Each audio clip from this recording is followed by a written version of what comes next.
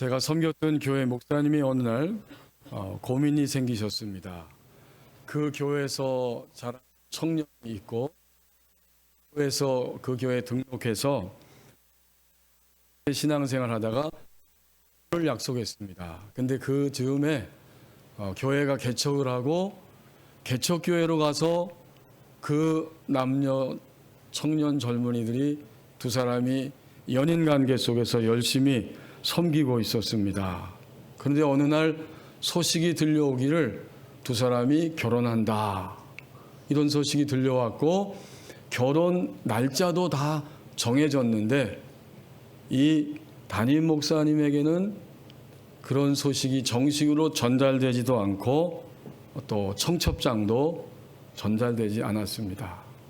이제 바로 토요일 날이 결혼식인데 토요일 아침까지도 양복을 입고 내가 거기에 가야 되는가 말아야 되는가 고민을 하고 있습니다.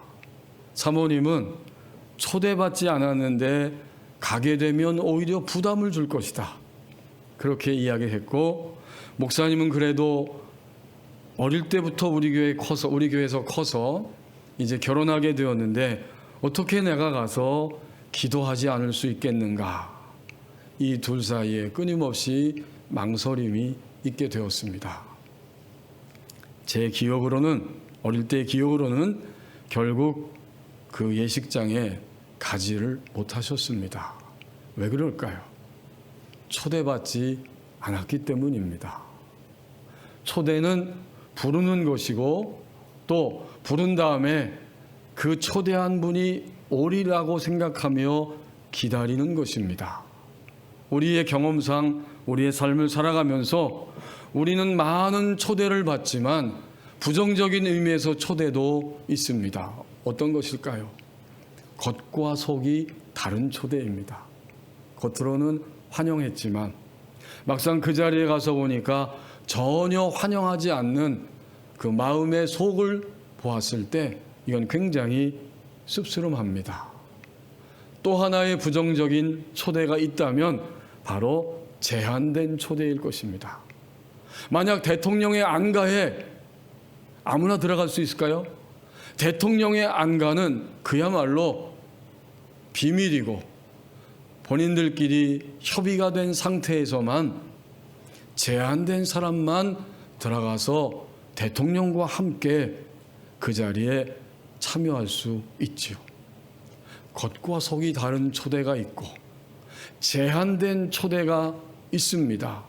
우리는 이런 부정적인 초대를 우리 삶 속에 경험하면서 살아가는데 오늘 본문 말씀에 보면 예수님이 우리를 부르시는 초대가 있습니다.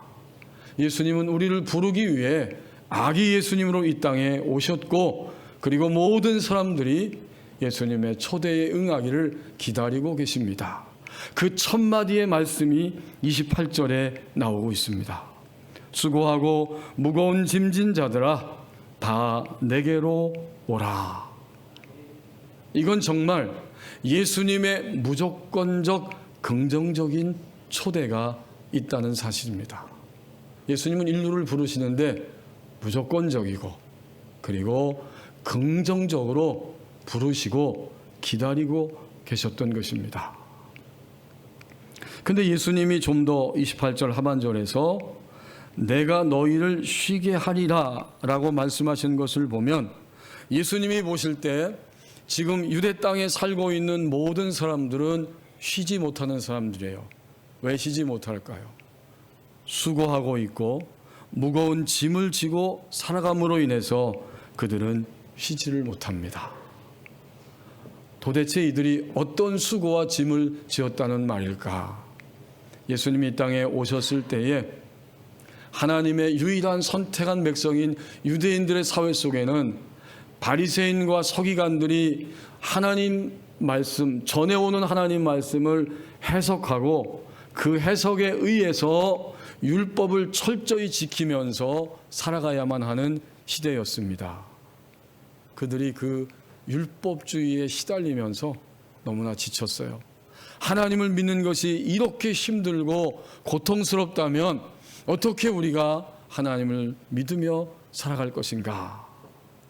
그들을 바라보시면서 예수님은 수고하고 무거운 짐진 자들이라고 이해해 주시고 알아주시고 요즘의 언어로 표현하면 깊이 공감하셨습니다. 바리새인들은 인간이 자신들의 힘으로 하나님의 율법을 철저히 지킬 수 있다고 생각하고 20이 아니라 248개의 지켜야 하는 계명, 그리고 365개의 금지 명령으로 되어진 전체적으로 613개의 구체적인 율례를 가지고 사람들을 판단하는 행위의 기준으로 삼고 있었습니다. 그러나 예수님은 언제나 이 율법도 복음이기 때문에 하나님의 뜻에 비추어서 율법을 해석하셨고, 결국 율법의 온전한 의미는 하나님을 사랑하고 이웃을 내 몸과 같이 사랑하는 것이 율법의 기준이라고 말씀하셨습니다.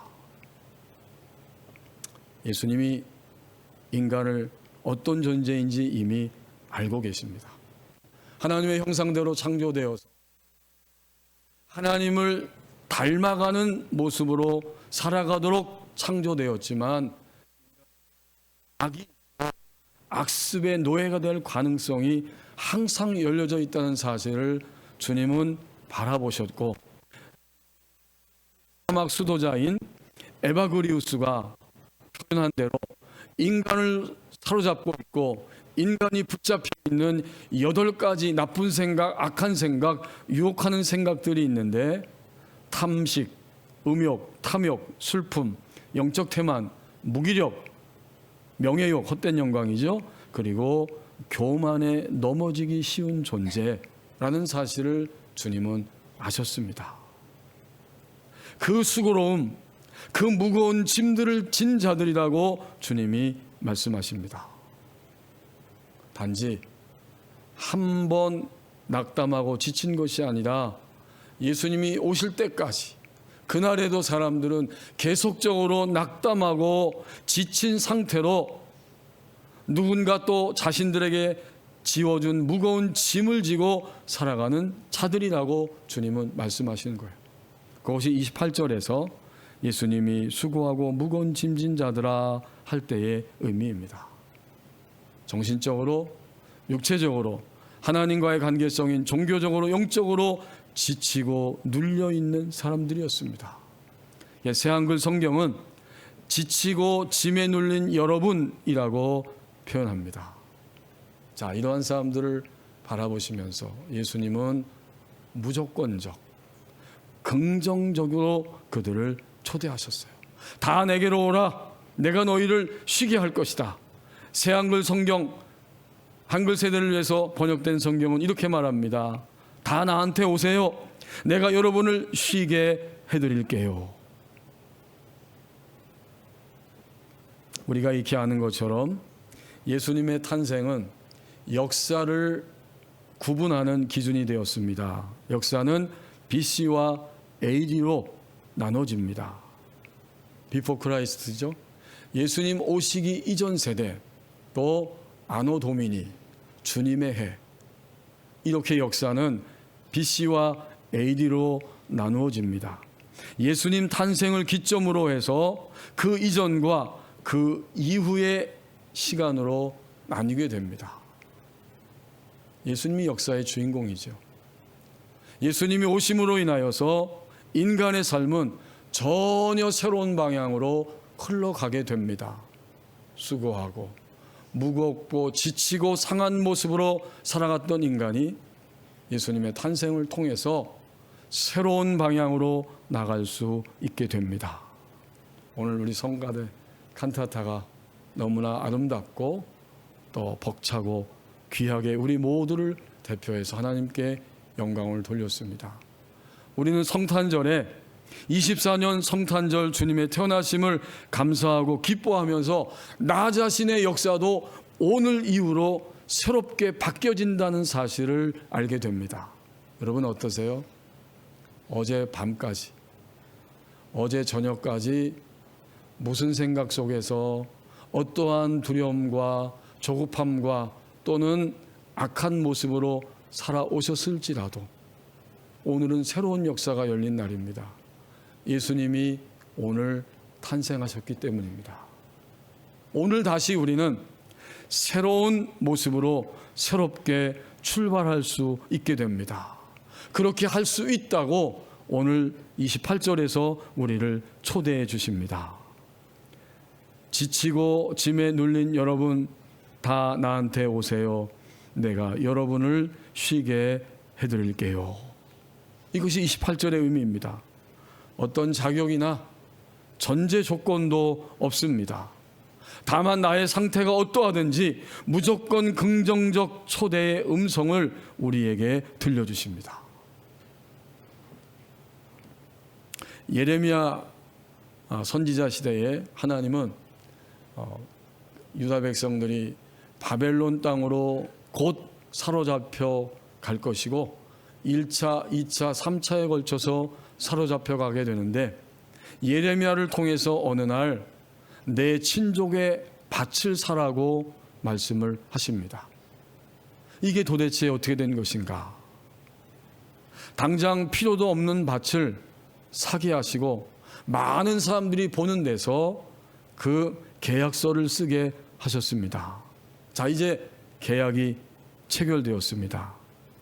땅을 사고 계약서를 쓰고 계약서를 2통을 써서 그 성문 앞에서 모든 사람들이 보는 앞에서 계약서를 쓴 다음에 하나는 토기 속에 보관하게 하고 다른 하나는 모든 사람들이 볼 수 있도록 계약서의 내용을 공개했습니다.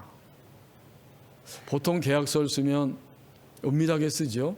당사자 외에는 알 필요도 없고 보여주지도 않지만 하나님은 공개적으로 이 계약서를 쓰게 하셨습니다. 그리고 모든 사람들이 보게 하신 것입니다.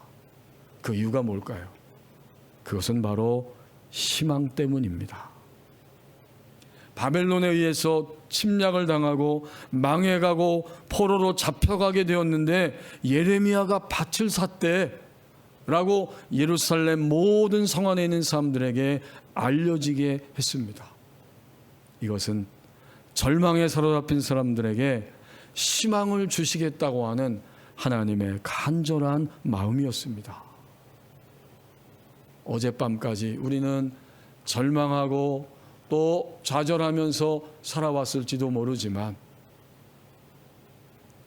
몸의 질병 때문에 또는 마음에 상상할 수 없는 고민과 고통 때문에 눌리고 상한 모습으로 어젯밤까지 있었을지도 모릅니다. 하지만 역사는 바뀌었습니다. 24년 성탄절이 오늘 우리에게 왔고 우리가 이 아침에 우리 아기 예수님을 예배하기 때문입니다. 우리는 오늘 다시 우리를 초대해 주시는 예수님의 음성이 있기에 새롭게 희망을 가질 수가 있습니다. 결국 예레미야에게 하신 말씀은 밭을 사라는 이야기가 아니라 희망을 사라라고 하는 음성이었습니다. 이제 29절 30절 말씀을 보십시오. 이렇게 무조건적 긍정적인 초대를 말씀하신 예수님은 그 초대에 온전한 응답의 길을 가는 것은 나의 몫이라고 각 개인의 몫이라고 말씀합니다. 29절에 보니까 그 당시에 서기관 바리새인들의 기득권층에 있는 사람들의 율법의 세계는 강포하고 교만하지만 예수님이 주시는 말씀은 결코 강포하고 교만하지 않습니다. 오히려 예수님은 나는 마음이 온유하고 겸손하다. 나의 멍에를 메고 내게 배우라. 멍에는 가축이 짐을 끌기 위해서 쉽게 끌게 하기 위해서 목에다가 메어준 그러한 멍에인데 이 멍에는 율법을 말해요. 예수님이 말씀하시는 율법이 등장했고 율법의 해석이 그동안에 눌리고 상하고 고통스럽게 하는 서기관 바리새인들이 해석하는 율법이 있었습니다. 하지만 예수님이 주시는 율법, 그 멍에는 아주 쉽고 가볍다고 30절에서 말씀합니다. 이는 내 멍에는 쉽고 내 짐은 가벼움이라 하시니라. 예수님이 주시는 멍에를 메우기 위해서는 어떻게 이깁니까? 29절에 있는 것처럼 내게 배우라 말씀하십니다. 하나님의 사랑과 이웃 사랑의 기준으로 움직이는 그 말씀을 내게 배우라. 여기 배우라는 말은 결국 나의 제자가 되라, 이런 의미입니다. 나의 제자, 나를 따르는 자, 나에게 배우는 자가 되면, 그렇게 응답하면서 걸어간다면 너희는 쉼을 얻는다. 곧 쉼을 발견하고 쉼을 찾을 수 있고 그 길로 응답하면서 계속 예수님이 주시는 멍에 속에서 쉽고 가벼운 그런 믿음의 삶을 살아갈 수 있을 것이다. 이것이 바로 온전한 응답의 길입니다. 결국 이 온전한 응답의 길을 가는 것은 예수님의 마음처럼 되어져 가는 것입니다. 29절에서 예수님 마음을 이렇게 표현했죠. 나는 마음이 온유하고 겸손하다. 그 다음에 또 하나의 마음이 나오는데 바로 예배하는 나의 마음, 우리의 마음입니다. 너희 마음이 쉼을 얻으리라. 결국 온전한 응답의 길을 가는 것은 우리가 예수님의 마음처럼 되어가는 것입니다. 예수님의 마음, 이때 쓰여진 단어는 바로 카르디아라고 하는 단어인데 심장을 의미합니다. 예수님의 마음, 나의 마음 할 때 이 마음은 심장이에요. 이것은 곧 인간의 모든 인격이 자리 잡고 있는 좌소이고 완전한 마음의 상태를 의미했습니다. 이게 바로 예수님의 마음이라는 거예요. 결국 예수님의 마음은 아주 단순하고도 분명했는데 무엇을 말하고 생각하고 행하든지 나의 이 심장에는 하나님의 생명의 말씀을 순수하게 받아들이고 그 생명의 말씀을 능력 있게 행하기 때문에 항상 순수함과 능력을 흘러보내는 나의 마음의 상태다, 이런 의미예요. 사실은 예수님이 이렇게 되게 하시기 위해서 이 땅에 오신 것입니다. 마음의 문제지요. 우리의 모든 것은 결국 하나님의 생명이 들어온 다음에 나의 마음이 어떤 것을 선택하게 되고 그 마음의 선택에 의해서 행동으로 드러납니다. 이 아침에도 성탄절날 하나님 앞에 가서 예배하는 자리에 가야 한다. 이게 우리 교우들의 마음이었습니다. 그 마음 속에는 무엇이 있었을까요? 하나님의 생명이 먼저 있었고 그 생명이 우리 마음을 잔잔하게 감동 주시면서 우리를 붙잡고 있을 때 우리는 하나님의 생명에 응답하고 우리의 몸을 움직여 지금 예배하는 이 시간에 오게 됩니다. 그렇다면 우리의 오늘 이후의 삶도 예수님의 이 심장, 전 인격이 자리 잡은 이 자리, 이것이 그대로 드러나는 것처럼 우리의 중심도 하나님의 생명을 순수하게 받아들이고 능력 있게 흘러보내는 이런 마음의 상태가 되어야 할 것입니다. 이것이 나의 마음, 예수님의 마음입니다. 자, 그러면 인간의 마음은 어떤 것인가? 예수님을 배우고 따르는 자, 제자가 점점 되어질 때 너희의 마음, 나의 마음이 있는데 예수님의 마음과 다른 나의 마음, 너희의 마음이 있죠? 너희의 마음, 요때 이 마음이란 단어는 푸시케입니다. 곧 혼, 지정의를 의미합니다. 아주 쉽게 말하면 자라고 하는 뜻이죠. 내 지정의가 제자리를 찾아 온전한 상태가 되어라 하는 뜻입니다. 우리는 감정을 가지고 있고 지식을 가지고 있고 의지를 가지고 있어요.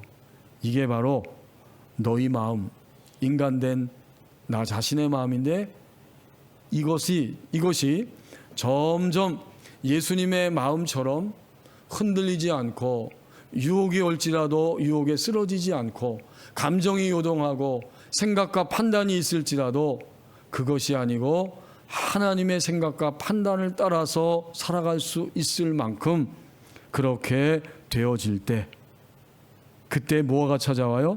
바로 그때 쉼을 얻으리니. 이제 아기 예수님을 생각해 보십시오. 태어나실 때부터 고난과 위협이 있었어요. 헤롯 왕이 아기 예수님을 죽이기 위해 찾게 하였습니다. 공생애를 사시면서 예수님의 모든 공생애는 항상 위협과 도전이 있었습니다. 그러나 주님이 오늘 마태복음 11장 29절에서 나의 마음, 그 마음은 결코 흔들리거나 유혹당하거나 꺾이거나 거만하지 아니하고 온유하고 겸손하다. 이게 바로 예수님의 마음이셨습니다. 친절하고 너그러운 겸손, 또 다른 사람들을 통제하고자 하는 마음에서 벗어나는 겸손, 언제나 부드럽게 포용할 수 있는 온유함, 예수님의 전생애를 관통하는 이 모습, 이것이 바로 온유하고 겸손함이었습니다. 아기 예수님의 탄생이 감격스럽고 기쁜 것은 바로 이것입니다. 단지 죽어서 영생 얻는다 이 차원이 아니고 이미 이 땅에 살아가는 동안에 예수님의 마음처럼 나의 마음이 되어져서 온유하고 겸손하게 되어져서 내 지정의가 제자리를 찾고 온전하게 되니까 하나님의 생명을 순수하고 능력 있게 받아들이고 흘러보내는 이러한 삶이 우리에게 시작되었습니다. 이것이 바로 쉼입니다. 새한글 성경은 이렇게 말씀하고 있습니다. 쉼을 얻으리라. 이 본문을 이렇게 번역했습니다. 그러면 여러분이 쉴 곳을 찾아낼 것입니다. 또는 그러면 여러분이 여러분의 영혼을 위해 쉴 곳을 찾아낼 것입니다. 변함없이, 흔들림 없이 하나님의 생명을 만끽하고 흘러보내는 인생이 될 것입니다. 자, 그러면 결론적으로 예수님 어떻게 이렇게 사실 수 있었을까요? 예수님이니까 그렇죠. 하지만 동시에 예수님은 인간으로 오셨어요. 인간 예수님은 어떻게 이렇게 변함없이 그의 마음이 흔들림 없이 하나님의 생명을 드러내고 만끽하며 흘러보내는 인생이 되셨을까? 공생의 전체 예수님의 모습을 볼 때 중요한 원리가 있습니다. 그것은 하나님께 말씀드리기와 하나님께 듣기를 지속적으로 행하며 살아가셨습니다. 우리는 더 이상 어제까지의 일에 매이거나 그것 때문에 슬퍼하거나 두려워할 것도 없습니다. 주님이 새 역사를 이루시기 위해 오늘 우리에게 오셨기 때문입니다. 우리도 여전히 하나님께 말씀드리기, 그 다음엔 하나님께서 하시는 말씀을 듣기, 이것을 지속적으로 실천하며 살아간다면 우리도 예수님의 마음처럼 우리의 인생을 살아가게 될 것이고, 그것은 바로 신자 한 사람 한 사람 나 자신의 몫이 되어집니다. 미국의 시애틀 퍼시픽 대학교 의료학과에서 교수가 된 이재일 교수라고 하는 여성 교수님이 계십니다. 이분은 태어날 때부터 장애를 가지고 태어났는데 한쪽 다리가 훨씬 더 짧아서 걸을 수가 없었고, 자라면서 점점 크기가 달라지다 보니까 여성으로서 겪는 어려움이 굉장히 컸습니다. 그가 어느 날 예수님을 영접하였고, 예수님을 영접한 이후에 그는 달라지기 시작했다고 고백합니다. 나의 이 신체적 장애, 이것을 본 것이 아니라 나는 예수님을 주목했다. 그의 시선을 자신의 결함에 둔 것이 아니라 예수님께 두었다는 거예요. 그때 마음에 소원이 일어납니다. 그리고 하나님 앞에 그 기적과 같은 비전을 품고 기도하기 시작했습니다. 하나님, 제가 미국에 가서 디자인을 공부하고 교수가 되게 하여 주옵소서. 이 비전을 놓고 기도하며 열심히 준비했을 때 길이 열렸어요. 그 장애의 몸으로 혼자 유학을 떠났고 밤새 공부하며 최선을 다합니다. 어느 때는 먹을 것이 없어서 굶기도 했지만 말씀대로 이루어 주실 주님을 의지하며 살아갔습니다. 공부하다가 너무 힘들어 어쩔 줄 모를 때 엎드려 눈물을 쏟아내고 주님께 이렇게 기도했다고 합니다. 주님, 저를 도와주옵소서. 주님, 저와 함께하여 주옵소서. 주님이 주신 말씀을 붙듭니다. 약속의 말씀대로 이기게 하여 주시옵소서. 결국 이 기도 속에 하나님 찾아오시고 응답하셨고 30대에 미국 대학에서 교수가 되었습니다. 정말 그는 예수님의 끊임없는 초대에 응답하면서 다 말씀드리고 또 하나님이 들려주신 대로 듣고 자신의 인생의 걸음걸이를 걸어갈 수 있었던 것입니다. 24년 성탄절에도 예수님의 무조건적 긍정적인 초대가 있고 거기에 응답하는 것, 그것은 여전히 영원토록 나 자신의 몫입니다. 기도하겠습니다.